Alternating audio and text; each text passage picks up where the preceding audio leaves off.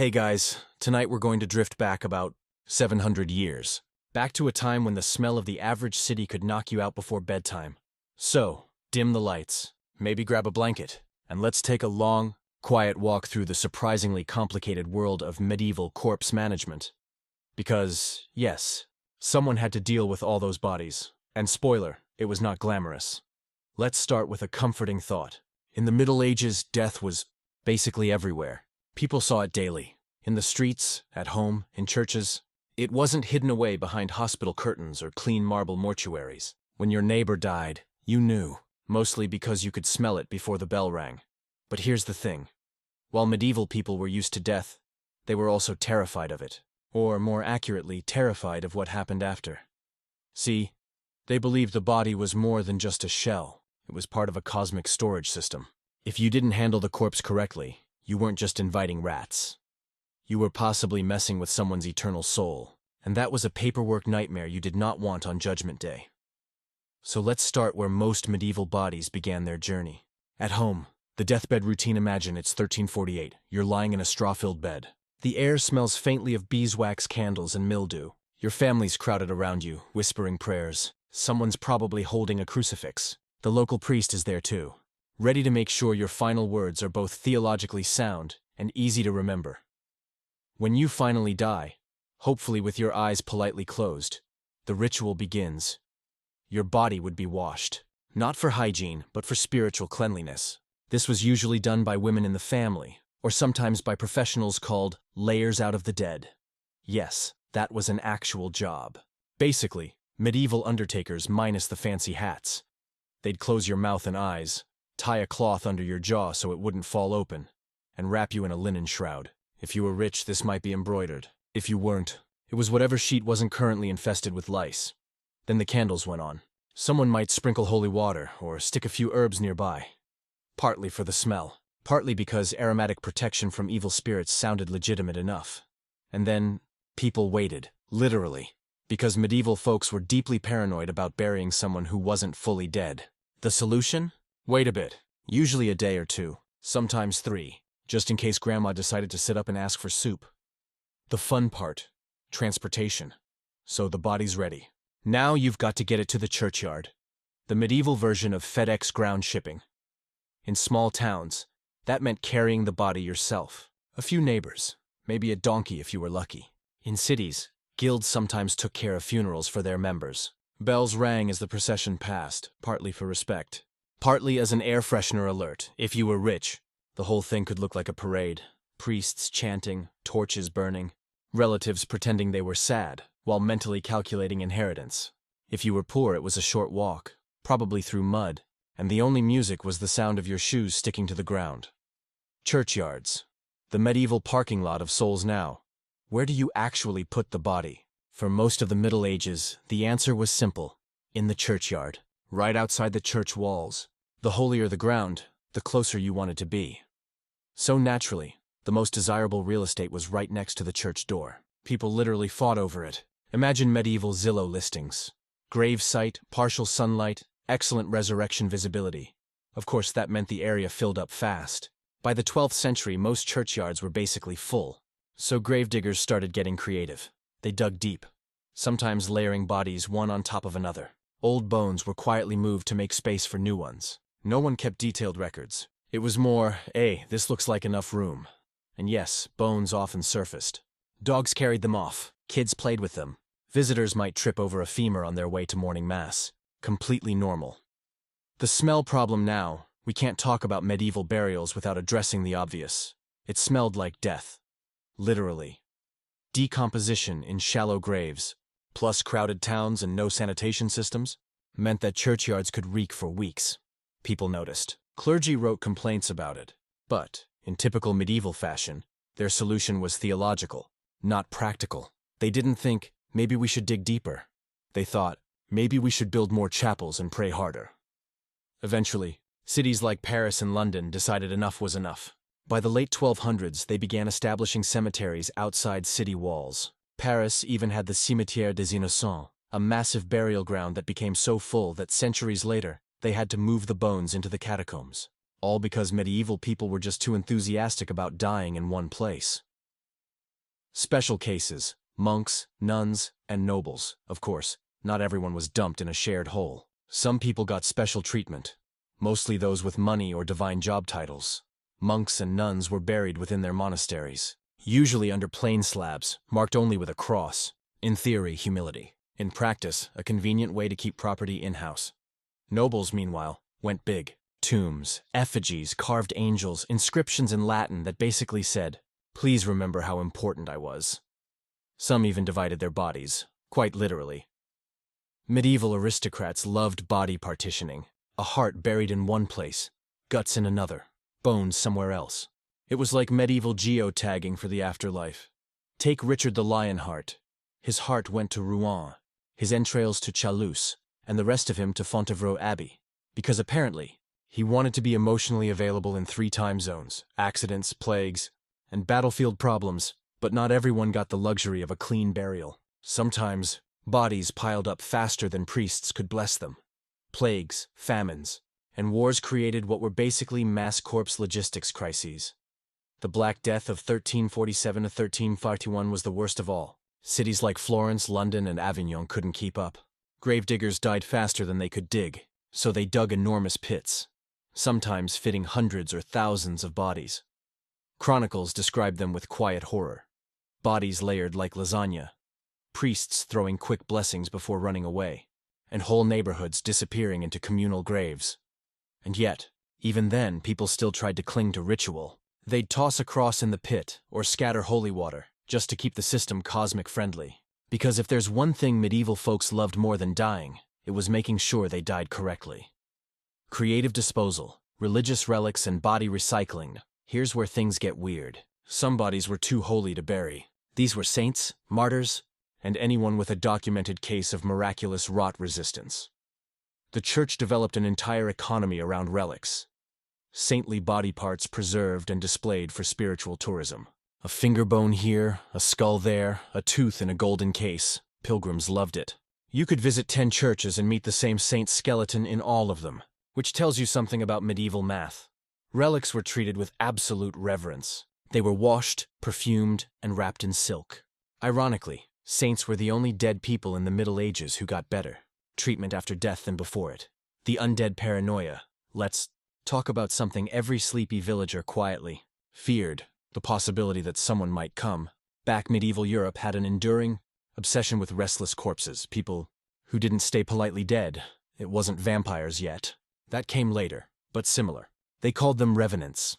The idea was that if you buried a sinner improperly, they might rise to cause trouble, spreading disease, draining life, or just being generally annoying. So communities developed countermeasures. Bury the body face down to confuse it. Tie its limbs, put heavy stones or stakes on top. In extreme cases, decapitate it and place the head between the legs. Not exactly cozy bedtime imagery, but it was all in the name of peace and quiet. And again, this wasn't done out of cruelty. It was just community management. Because the last thing you needed on a foggy night was your neighbor Thomas knocking on the door, slightly decomposed, asking for his missing ox. Saintly rot and smelly miracles. While common corpses caused worry, saintly ones caused wonder. There were hundreds of reported cases of bodies refusing to decay, taken as proof of divine favor. Monks would open coffins, find the body looking fresh, and immediately start selling tickets. Pilgrims came to touch, kiss, and pray beside the unrotting remains. Modern historians suggest this was often due to the soil composition, mummification by accident, or generous doses of incense masking the smell. But medieval people didn't care.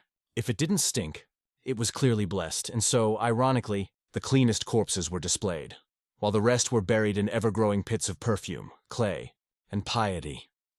Let's float gently to another corner of medieval Europe now, to see what happened when someone died not in peace, but in public disgrace, because not all bodies were treated equally. Up next, the criminals, heretics, and unlucky royals whose burials became political statements. But that's for part 2. Welcome back, friends. Still awake? Good. But if not, that's okay too. We're about to wander into the quieter corners of medieval death, the places where bodies weren't exactly welcome. Because for all the talk about sacred burials and holy ground, the Middle Ages had a big question no one really wanted to answer. What do you do with people who died badly? The problem with sinners. Let's say you were a murderer, or worse, a heretic. The church wasn't big on forgiveness after you'd been executed. In theory, every Christian deserved a burial in consecrated ground. In practice, the clergy made exceptions. And those exceptions were pretty much everyone the authorities didn't like. So what happened? Well, if you were lucky, your body was quietly dumped outside the churchyard fence. If you weren't, it became part of the lesson. The medieval justice system had a flair for the dramatic. They didn't just punish you, they punished your corpse. It was a sort of posthumous public service announcement. The hanging fields. When someone was hanged for theft or treason, their body often stayed up for days, sometimes weeks. Birds picked at it. Weather did the rest. In England, gallows were usually set up near major roads, not for convenience, but for visibility. Travelers passing by got the message loud and clear. Don't do crime. Or this could be you, slowly becoming bird food. Eventually, the remains were cut down and buried nearby, in unmarked graves. No prayers, no candles, just a shallow hole and some dirt kicked over it by someone who definitely didn't want the job. The ground around these gallows sites earned grim nicknames. Gibbet Fields, Deadman's Lane, Hangman's Hill. Names that survived long after the bodies were gone. Heads on display. The ultimate recycling program. If you were convicted of treason, things got even more creative. In London, the severed heads of traitors were boiled in tar to slow decomposition, and then displayed on spikes above the city gates. It was less about hygiene, more about politics. A sort of medieval billboard that said, "Don't mess with the crown." The most famous display point was London Bridge, where heads of rebels, knights, and unlucky nobles were arranged like grim ornaments. There are records describing how, over time, they'd shrink, darken, and eventually fall apart. At which point the guards just replaced them with fresh ones. Efficient, in its own gruesome way. When the heads finally came down, they weren't given proper burials. They were usually tossed into the Thames, which, by the way, was already dealing with enough organic waste to last several centuries. So yes, Londoners were basically drinking trace amounts of rebellion, burned, scattered, and forgotten. Now, heretics were treated differently. The church considered them spiritually contagious, so their bodies weren't just buried, they were erased. If you were executed for heresy, they burned your body to ash and deliberately scattered it so no relics could form, because people were known to dig up bones of executed heretics and treat them as relics of resistance. Humans really can make fandoms out of anything. Take John Hus, burned at the stake in 1415 for questioning church corruption. They made sure his ashes were dumped into a river. Ironically, that only made him more famous. So much for spiritual containment, royal embarrassments. Even kings and queens weren't immune to bad post-mortem PR. Let's start with Richard III, England's most controversial hunchback monarch, depending on which Tudor historian you ask. After losing the Battle of Bosworth in 1485, his body was stripped, thrown over a horse, displayed for public viewing, and then hastily buried in a friary. They didn't even bother with a coffin, just a shallow trench. 5 centuries later, when archaeologists found him under a parking lot in Leicester, he was missing his feet, probably chopped off to make him fit the grave. Royal dignity at its finest. Then there's Mary, Queen of Scots. Executed for treason in 1587, she was buried with careful ceremony, but not in her own clothes. They stripped her of anything that could be considered regal, dressed her in plain black and burned everything else, including the execution block, to prevent relic collectors from getting ideas. Because apparently, don't let fans steal your hairbrush has always been a thing. Desecration as revenge. The Middle Ages were big on symbolic gestures. If you really hated someone, you didn't just execute them. You made sure they stayed humiliated after death. Take Oliver Cromwell, technically post-medieval but spiritually on-brand. After ruling England and dying peacefully in 1658, the monarchy was restored, and they decided to make an example of him. So they dug him up, publicly hanged his corpse, beheaded it, and put his head on a spike over Westminster Hall for 25 years. That's not an exaggeration. It stayed up there through rain, wind, and at least one pigeon invasion. Eventually, the head fell off, was found by a guard, passed between collectors, and finally buried in 1960, 3 centuries late. It was, arguably, the longest-delayed funeral in British history, the quiet poor. But most of the dead weren't kings or traitors. They were ordinary people whose bodies simply faded into the landscape. Paupers, beggars, orphans, anyone without family or money. Their burials were handled by charitable groups or local parishes. In England, these were called poor pits, large communal graves, refilled as needed. The church provided minimal ceremony, maybe one quick prayer for the group. Bodies were laid in layers, with thin soil between them. It wasn't pretty, but it was efficient. And for the living, it was a reminder that poverty didn't end with death. In some towns, the poor were buried near the outer walls of churchyards, literally on the edge of holiness. Inside the fence, salvation. Outside, good luck, battlefield cleanup crews, now wars. Medieval Europe had a lot of them. From small barren feuds to epic crusades, someone was always dying inconveniently far from home. After battles, the dead were often left where they fell, at least for a while. Armies didn't carry extra shovels, and the surviving soldiers were usually too busy looting or fleeing. Eventually, locals came to clean up. Sometimes monks or peasants, sometimes paid workers called pitmen. They'd gather bodies, say a few hurried prayers, and bury them in mass trenches near the battlefield. Graves were rarely marked. You might find a simple cross made of twigs, or nothing at all. Hundreds of years later, farmers still dig up rusted armor, arrowheads, and bones, reminders that medieval wars didn't end cleanly. There were exceptions, though. Knights and nobles were often identified, claimed by their families, and given proper burials elsewhere. Because, of course, status followed you even into decomposition, shipwrecks, and lost pilgrims. Then there were bodies that never made it to land. The medieval world loved pilgrimages, to Rome, to Santiago, to Jerusalem. But travel was risky. Ships sank constantly, and recovering bodies from the sea was not a high priority. When they did wash ashore, locals treated them cautiously. Some saw them as unlucky, others as sacred. It depended on how well they were dressed. If the corpse had fine clothes, people assumed it was a Christian and gave it a proper burial. If it looked foreign or smelled suspiciously like the last plague ship, it was quietly burned. You might say medieval compassion was situational. Burial laws and overcrowded towns by the late Middle Ages. Cities had a serious logistics issue. Too many people, not enough dirt. London, Paris, and Florence were overflowing, not just with residents, but with centuries of their decomposing predecessors. Churchyards were so overfilled that graves collapsed into each other. It wasn't unusual for a new grave to unearth old bones. People would just stack them neatly nearby, like polite roommates. Eventually, ossuaries were built. Buildings or vaults specifically for storing bones. They were practical and oddly artistic. Skulls arranged in patterns. Femurs stacked like shelves. You can still see them today in places like Kutna Hora in the Czech Republic. The Bone Church, decorated with over 40,000 skeletons. It's both horrifying and aesthetically consistent. The long goodbye. Despite all this chaos, medieval people took burial seriously. They believed the body was a temporary vessel, but a necessary one. On Judgment Day, it would be resurrected, hopefully in one piece. So even when they were tossing corpses into pits or burning heretics to ash, they were still thinking long-term. They prayed. They sprinkled holy water. They hoped, because at the end of the day, no one wanted to be forgotten, not even the forgotten ones. And that's what makes medieval burial so oddly human. Equal parts superstition, reverence, and reluctant practicality. Let's drift over to something a little different next. Because as strange as Europe's burial customs were, things got even weirder when religion, money, and art got involved. In Part 3, we'll explore the luxurious side of death, jeweled tombs, embalmed kings, heart burials, and the long, awkward business of preserving royal corpses that refused to cooperate. Hey there, still here? If you've made it this far, congratulations. You've survived roughly 6 centuries of medieval decomposition. And yes, somehow it gets weirder. Because while ordinary people were stacked into pits and forgotten, the rich and the holy had one goal: don't decay.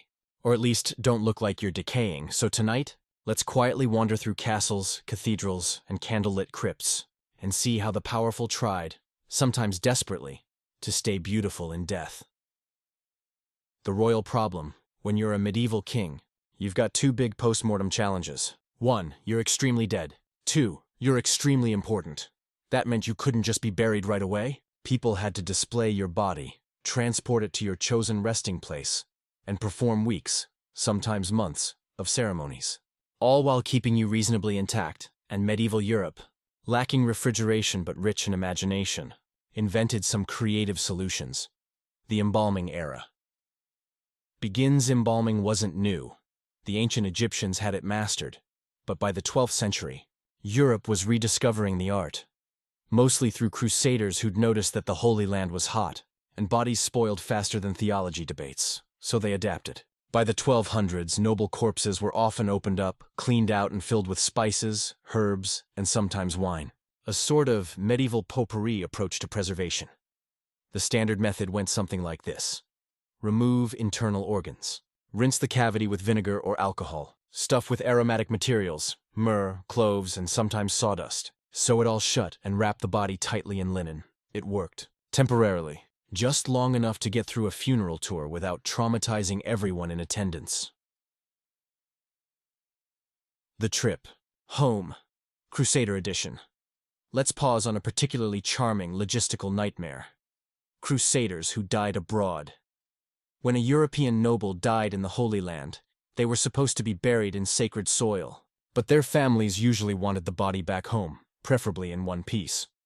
Unfortunately, boats plus hot weather plus decay equals a very unpleasant cargo hold. So they invented a process called mos teutonicus, or the German custom. It involved boiling the body, yes, boiling, to separate flesh from bone. Then the clean bones were dried, packed in salt, and shipped home for burial. It was efficient, sanitary, by medieval standards, and entirely legal under church law. Though, unsurprisingly, the practice was later banned because, well, optics. Nothing says holy warrior like arriving home in a box of bones and soup residue. The royal body on tour royal funerals were huge events. When a monarch died, their embalmed body was often put on display for weeks while the court mourned, and the political vultures quietly rearranged themselves. The problem was, embalming wasn't perfect. Bodies started to act up. Take William the Conqueror, who died in 1087. His embalming went poorly. By the time his body reached the church for burial, it had swollen so much it wouldn't fit the coffin. When attendants tried to push it closed, it burst. Chroniclers politely described it as a terrible stench filled the chapel, which is medieval for everyone ran screaming. Then there was Henry I of England, who died in 1135 after allegedly eating too many eels. His body was sewn up, soaked in wine, and shipped back to England. By the time he arrived, he'd marinated nicely. Still, the ceremony proceeded, with enough incense to fumigate a cathedral. Preserving power. Why go through all this? Because how a king's body looked after death was part of the propaganda. A peaceful, unspoiled corpse suggested divine favor. A rotting one, divine punishment. So royal embalmers were under pressure, literally and spiritually, to deliver a respectable result. Some even used wax masks molded from the monarch's face to maintain that serene, eternal ruler vibe, long after the real one started collapsing. By the 15th century, this became standard practice. The body might stay hidden in a coffin, while a wax effigy sat on a throne during the funeral. People could come and bow without risk of fainting, and the court got to pretend the king was still resting regally, instead of quietly fermenting. The heart and the guts if full-body preservation wasn't possible. Medieval nobles came up with a brilliant workaround: divide and conquer. The body was split into heart, viscera, and bones, and each part buried, separately in important places. This wasn't considered creepy, it was strategic. Your heart could rest in a place you loved, your entrails in the town where you died, and your bones in your family tomb. Spiritual networking, basically. Eleanor of Aquitaine, Richard the Lionheart, Philip the Fair. They all did it. Churches competed for the privilege of holding a royal heart. By the late Middle Ages, heart shrines were a full-blown architectural genre. A few were even encased in silver or gold containers shaped like, well, hearts. It was morbidly cute. Smells like salvation perfume played a big role in the art of royal death. Embalmers used cinnamon, cloves, myrrh, rosemary, and frankincense. These scents weren't just for masking odors. They had religious meaning. Sweetness symbolized holiness. Rot did not. In some funerals, priests literally followed the coffin, sprinkling more perfume as it went. It must have smelled like an over-enthusiastic spice market. And still, behind the flowers and incense, everyone knew the royal corpse inside was slowly losing the battle. When embalming went wrong, not all preservation attempts succeeded. Sometimes the results were memorable. Take Charles VIII of France, who died in 1498 after accidentally hitting his head on a doorframe. His embalming went fine, but the public viewing did not. Chroniclers said his face turned black as pitch within a day. That didn't stop people from filing past for hours. Then there's Queen Isabella of Castile, whose body was so well embalmed that it lasted for centuries, until an overzealous 19th century historian decided to open her tomb for study. He immediately regretted it. Apparently the preserved gases inside had been aging saints and the incorruptibles now. Let's leave the royals behind and wander quietly into a monastery. The other end of the social scale, but equally obsessed with decay. Because while kings wanted to avoid rotting for political reasons, monks wanted it for spiritual ones.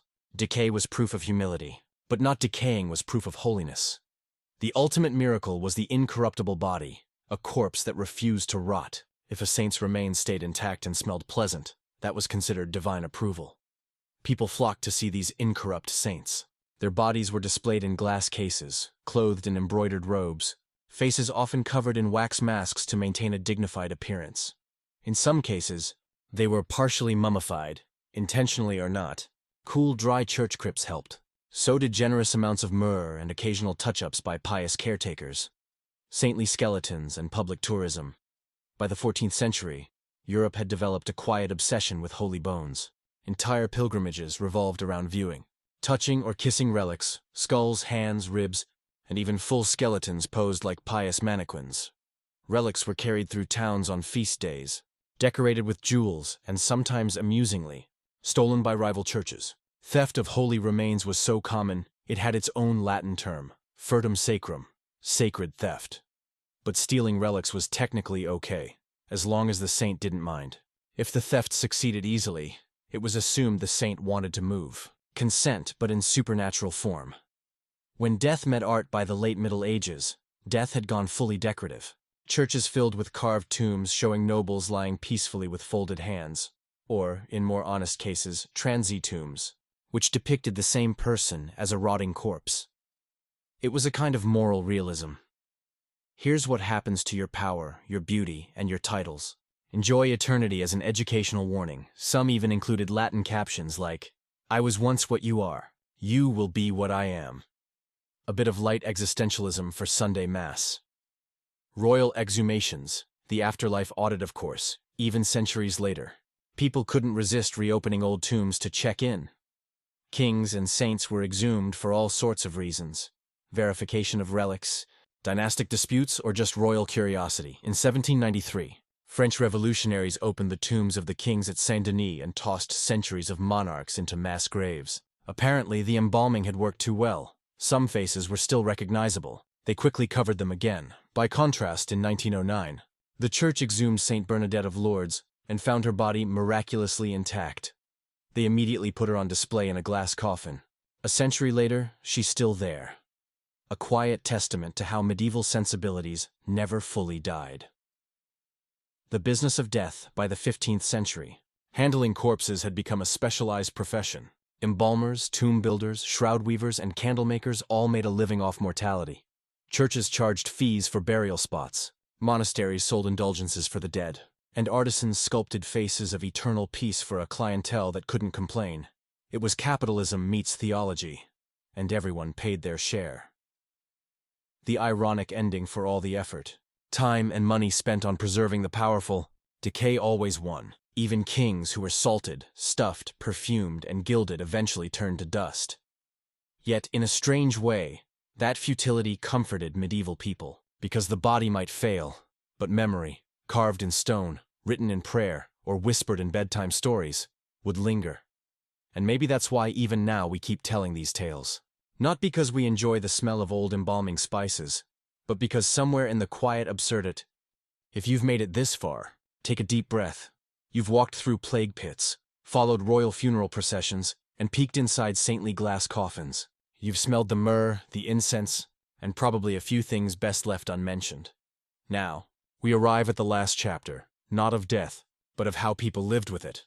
Because medieval Europe wasn't just obsessed with dying, it was intimately fluent in it. Death wasn't a stranger to be feared, it was a neighbor. It lived right next door. The daily company of death for most medieval people. Death wasn't abstract. It was everywhere, in sermons, in songs, in paintings, in the streets. Children saw funerals weekly. Bell towers rang for the dead every day. And even the smell of mortality, the faint, earthy rot of the churchyard, drifted through open windows. Instead of hiding from it, they accepted it. They joked about it. They painted it dancing. The danse macabre. or Dance of Death, appeared across Europe in murals and manuscripts during the 14th and 15th centuries. It showed skeletons leading people of all ranks, kings, peasants, bishops, brides, in a cheerful wobbly conga line toward the grave. Not to scare them, but to remind them, death doesn't discriminate. You might as well dance along. Art as a rehearsal. Medieval art didn't separate beauty from mortality. It blended them. Manuscripts glowed with golden vines twisting around skulls. Tomb sculptures showed sleeping faces in peaceful rot. Even prayer books, the famous books of hours, included tiny illustrations of worms, coffins, and angels carefully carrying away souls. To modern eyes, it seems macabre, but to medieval minds, it was comforting. It said, yes, everything fades. That's the point. And somehow that truth made life more vivid. When every meal might be your last, every sunrise mattered. The ars moriendi, the art of dying. Well around the 1400s, after waves of plague and war, a quiet literary movement began. Books called the ars moriendi, or art of dying well. They weren't grim. They were instruction manuals for peace. They taught readers how to prepare their soul, say goodbye, forgive enemies, and die calmly without panic. They included little woodcut illustrations showing demons trying to tempt the dying, with pride, despair, or greed, and angels gently guiding them back to serenity. It was practical spirituality, a kind of medieval self-help book, reminding you that your final moments could still be beautiful. And in a strange way, it helped the living as much as the dying. Because if you could make peace with the idea of your end, every day before it felt like a gift. Sleep as practice. In medieval theology, sleep was often described as the image of death. Every night people believed the soul temporarily left the body, wandering, resting, dreaming, before returning at dawn. That's why nighttime prayers often included lines like, "If I should die before I wake, I pray the Lord my soul to take." Simple, sincere. An acknowledgement that sleep and death were cousins. Both mysterious, both unavoidable, both in their way peaceful. So when you lie down tonight, imagine this. You are doing what kings, monks, and peasants all practiced, a small, nightly rehearsal for eternity, a gentle letting go. The deathbed. As theater by the 15th century, dying became almost ritualized. People didn't just pass away privately. It was a social event. Family gathered. Priests arrived with candles and relics. Neighbors came to witness, not out of morbid curiosity, but to remember how it was done. The dying person was encouraged to forgive debts, bless their children, and make peace. And when they finally exhaled for the last time, the watchers whispered prayers and opened the window, so the soul could leave freely. No one called it tragedy. It was part of the choreography of life. Objects of comfort around the bed. Small objects spoke silently. A crucifix, a rosary, a painted image of the Virgin Mary. Sometimes a tiny hourglass or skull, reminding them of time's gentle passing. We call these things memento mori, reminders of death. But in truth, they were reminders of life. They said, don't waste this hour. Don't forget to love. Don't forget to laugh. It's ironic, but the culture most surrounded by death often understood joy the best. From fear to familiarity. When the Reformation came in the 16th century, many of these traditions changed. The cult of relics declined. Masses for the dead were simplified. But the old intimacy with mortality never fully disappeared. Even now, echoes of medieval thinking linger in the candles we light for loved ones, in the flowers placed on graves, in the soft, solemn beauty of funeral music. The fear of death never went away, but the medieval world taught us something vital, that accepting it makes life more peaceful. The quiet wisdom. If we could ask a medieval monk, or a peasant, or even a weary plague doctor, what did all this death teach you? They might answer simply, to hold things lightly. They lived knowing every season could be their last, so they cherished small things. The smell of bread baking, the sound of bells at dusk, the warmth of a single candle. That's the quiet wisdom hidden in all the decay. Life is fragile, and that's what makes it precious. Echoes of the past. When you walk through an old European cathedral today, you can still feel it. That hum of centuries, the mix of incense and stone dust, the faint memory of chants rising for souls long gone. Under the marble floors lie kings, monks, mothers, and children, all once terrified, hopeful, ordinary, now equal in stillness, and somehow that equality is comforting. Because in the end, The Middle Ages weren't just about death. They were about belonging to something larger, a great unbroken chain of lives, each fading into the next. The last light. So, let's imagine this together. You're standing in an empty chapel. It's late, the candles are burning low. The air smells faintly of dust and rose oil. On the altar, a single flame flickers, and in that glow, every face we've spoken of tonight, the kings, the saints, the gravediggers, the forgotten, they all look the same. Peaceful, still. Somewhere outside, a bell tolls, softly, once, and for a moment, you feel it. The great stillness that medieval people knew so well. The calm that comes when you stop fighting the inevitable. The kind of calm that makes death seem less like an ending, and more like closing a book, with the story still echoing quietly in your mind. The gentle ending, and now, as this story fades, you can imagine the world dimming into silence. The ink dries on parchment, the candles burn down, the bells stop ringing, and all that's left is breath and rest, and maybe, just maybe, a small smile at the strange, beautiful absurdity of it all. Because if there's one thing the Middle Ages knew better than we do now, it's that nothing is truly boring when you listen to it softly enough. End of script. Boring medieval deaths. A gentle history to fall asleep to.